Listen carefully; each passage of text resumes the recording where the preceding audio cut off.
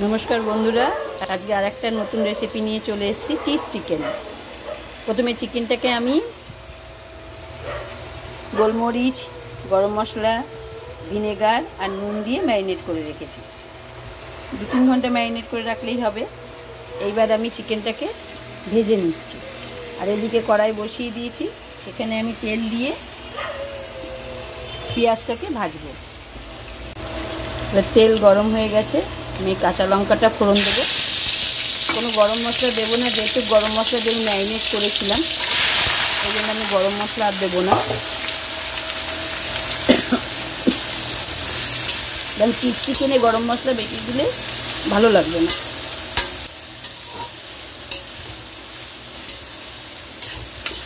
পেঁয়াজটা কষে নেব ততক্ষণ আমার এখানে চিকেনটা ভাজা হয়ে গেছে অনেকটাই।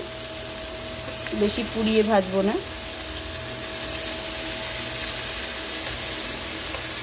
এরকম করে উল্টে দেবেন।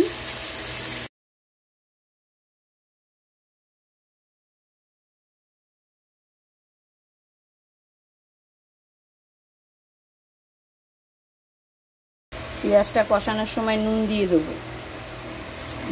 চিকেনে তো নুন মেশানোই ছিল, সেই পরিমাণ বুঝে নুন দিতে হবে। পেঁয়াজটা যখন ভাজবেন আঁচটা ফুল ফ্লেমেই রাখবেন, পেঁয়াজের থেকে জল বেরোয়।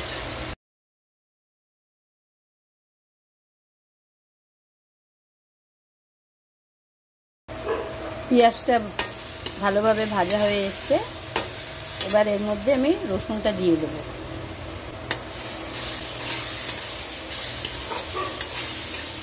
রসুন দিয়ে একটু কষে নেব, রসুনের যাতে গন্ধটা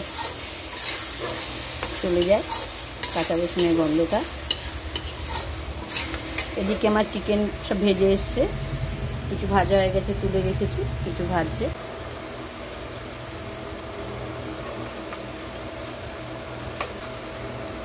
এভাবে এক এক করে সব ভেজে নেব।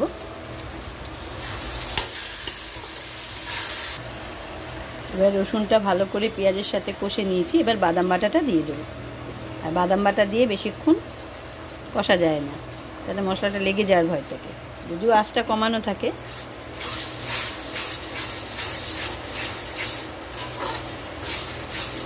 কষে নিয়ে জল দিয়ে দেবো।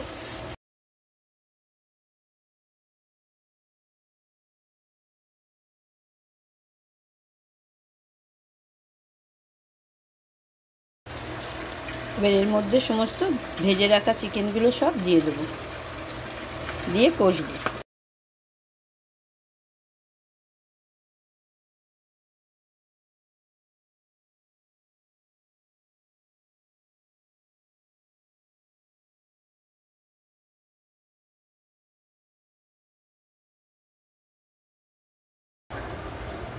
এবার চিকেনটা কষা হয়ে গেছে, এইবার জল দিয়ে দেবো। ওই মশলা ধোয়া জলটাই দেবো যে ম্যারিনেট করে রেখেছিলাম। যে যার পছন্দ অনুযায়ী জল দেবেন, কেউ ঘন রাখবেন কি কেউ ঝোল রাখবেন সেরকম বুঝে। চিকেন খুব একটা ঝোল হয় না, তাই আমি বুঝেই দিলাম। আর নামানোর আগে চিজটা দিয়ে দেবো। চিকেনটা মোটামুটি রেডি হয়ে এসছে, এবার এর মধ্যে আমি চিজটা মিশিয়ে দেবো।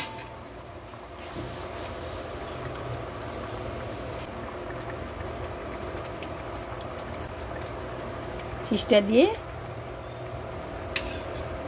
মিনিট 5 একটু এটা ফুটিয়ে নেব।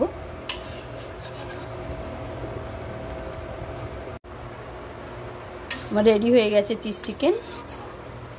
এবার এই ঝোলটা টানবে, কিছুক্ষণ স্টে করাবো কড়াইয়ের মধ্যে। ভালো লাগলে কমেন্ট করবেন, করে খাবেন, খেয়ে বলবেন কেমন হয়েছে। ধন্যবাদ, টাটা।